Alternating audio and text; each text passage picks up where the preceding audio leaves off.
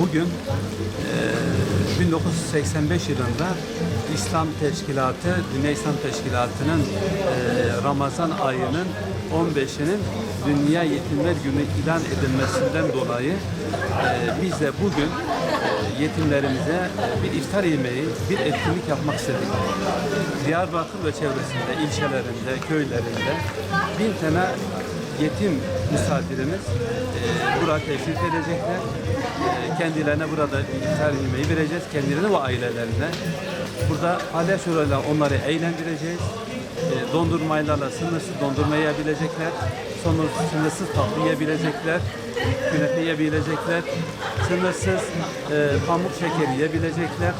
Sınırsız patlamış mısır yiyecekler. Ve burada oyun oynayacaklar. Sokak oyunlarını, ondan sonra palyaçolar kendilerini eğlendirecekler. Unutamayacakları bir günü kendilerine yaşatmak istiyoruz. Farklı olduklarını hissetsinler. Çünkü onlar bize Cenab-ı Allah'ın emaneti. Hedefi 1000 kişidir. Müracaatlar 1000'in üzerinde. Şu anda yer müsait değil kaldığımız yer. Ama 1000 kayıtlı yetim ve ailesi vardı yanımızda. Onları telefonlarla teyidini yapmışız ve buraya davet etmişiz. Şu an yavaş yavaş geliyorlar. Birçoğu da gelmişler.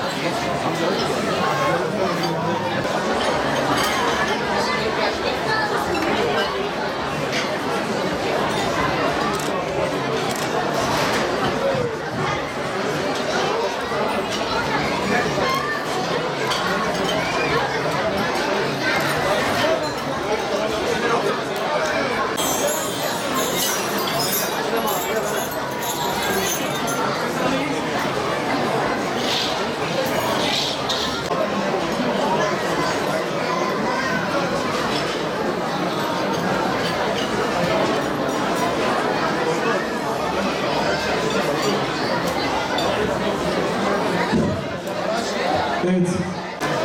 Euzubillahimineşşeytanirracim.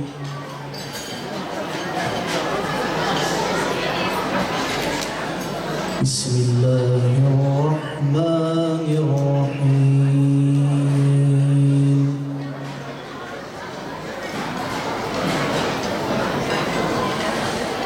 Kul ya